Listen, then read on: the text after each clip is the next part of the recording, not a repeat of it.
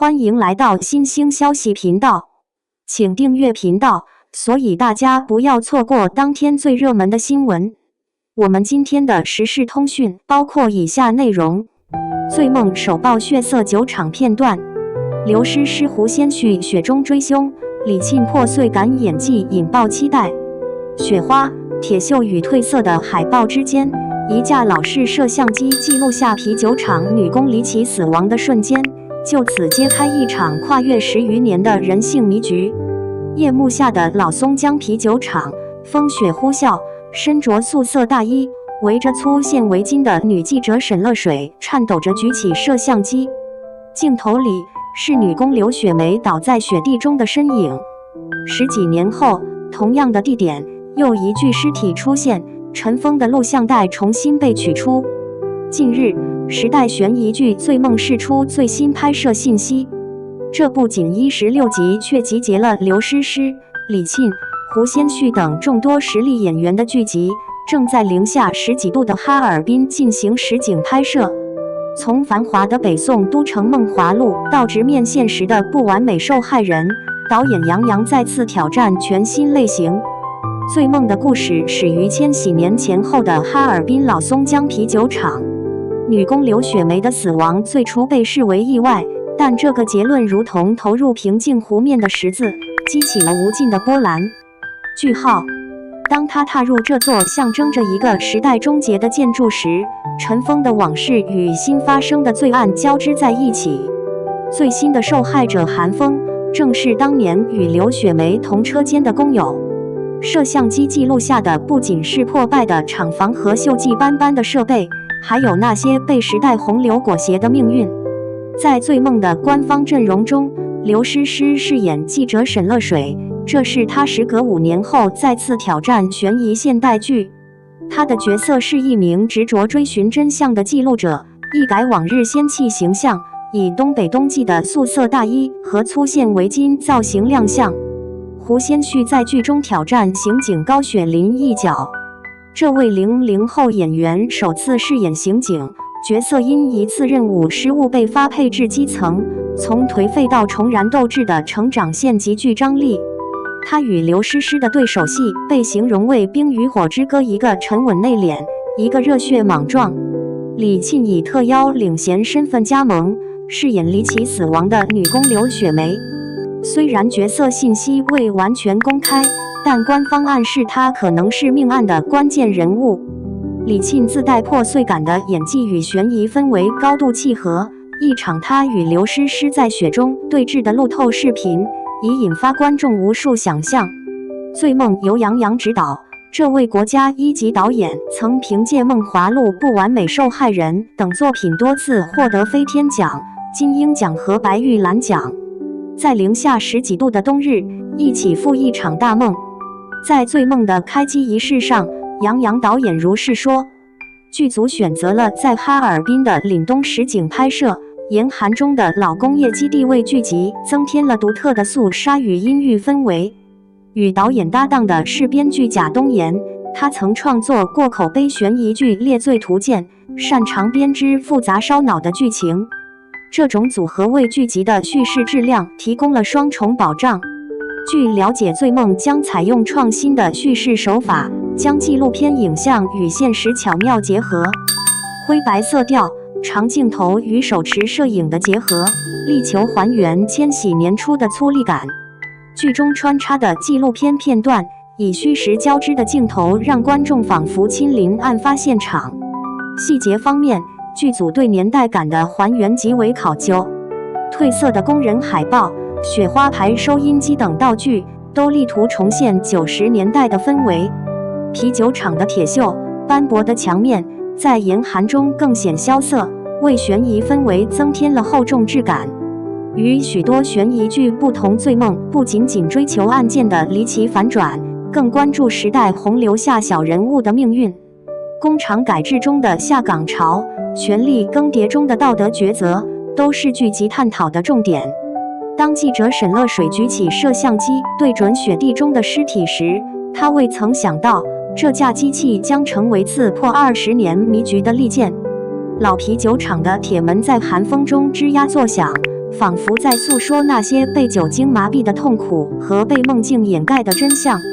在醉夢的鏡頭語言中，雪花不僅覆蓋了罪證，也冰封了一個時代集體記憶的溫度。隨着鏡頭推進，劉詩詩飾演的女記者在廢棄工廠走廊裡發現一本泛黃的工人日記，最後一頁寫着：“這廠子喝的不是酒，是人血。”雙引號。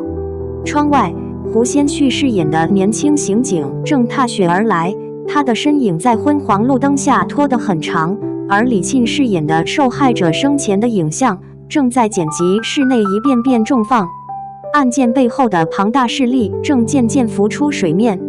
啤酒廠興衰史背後究竟隱藏着怎樣的人性抉擇與時代悲歡？一切答案都等待揭曉。2.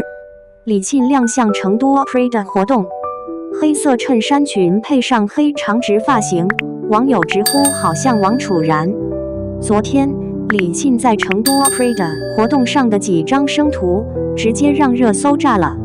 就一件簡簡單單的黑色襯衫裙，配上一頭筆直的黑髮，愣是拍出了女明星和網紅有弊的效果。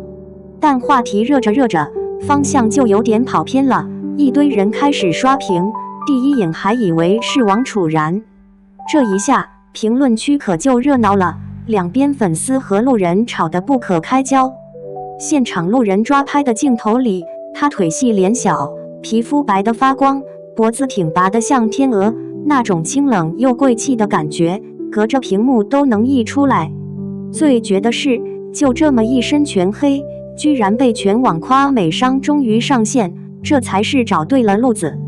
那天成都才8攝氏度，IFS 樓下紅毯吹着冷風，李沁穿着一身白西裝站在那兒，頭髮挽得乾乾淨淨，脖子露得恰到好處，沒擺太多姿勢，就那麼站着，走2步，理下領口，結果一堆人翻來覆去刷同一張生圖，不是修過10遍的那種，就是手機直出，帶點灰調，連鼻翼一點卡粉都看得清的圖。他身上那套白西裝，肩線挺刮但不誇張，腰收得利落，不像硬撐氣場，倒像是衣服自己藏在他身上。面料垂得穩，不飄不皺，配上一雙銀色尖頭鞋，別的配飾全沒了。另一套黑襯衫搭着皺黑裙，乍看全是黑，細看才發現襯衫是啞光真絲，裙子是帶微光的，一動就有點漣漪感。髮夾是3角髮廊的，耳環和項鏈都是 Prada Eternal Gold 系列，小的幾乎不見，但又剛好讓整套不沉。有人截圖說她底妝後眼線有點暈，可奇怪的是，沒人揪着這說狀態差。相反，大家盯着她下頜線怎麼一直繃得那麼輕，側臉怎麼風吹都不垮，轉身時肩膀和腰那條線怎麼能連得那麼順。她不是靠表情殺，是靠站着就讓人覺得這身衣服該這麼穿。她不是突然火的，10年前演寶釵那會兒，鏡頭一推進，臉型和儀態就有種沉得住的勁兒。去年第一次跟 Prada 合作，還有點被安排的感覺。這次不一樣，2套造型，一套偏建築感，一套偏流動性，她全接得住，還不搶衣服的風頭，反倒是衣服成了她氣質的延展。昆曲練過的肩頸控制力，在紅毯上真不是白說的。別人晚發是為好看，她晚發是為露出那一段頸子，讓視線自然往下帶。